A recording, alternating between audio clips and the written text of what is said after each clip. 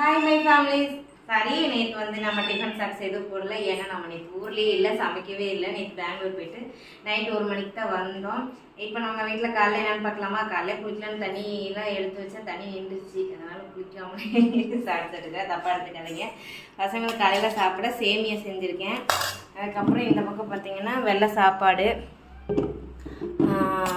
இது சிகப்பு தண்டுக்கீரையும் கொஞ்சம் பாலாக்கீரை இருந்துச்சு, ரெண்டும் சேர்ந்து வணக்கிட்டேன்.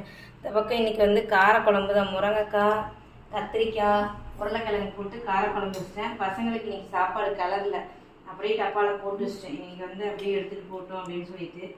ஏன்னா தண்ணி நின்றுச்சு, இப்போ எதுவும் செஞ்சிகிட்டு இருக்க முடியாது. வந்து டயர்டு வேறு ஃபுல்லாக இருக்குது.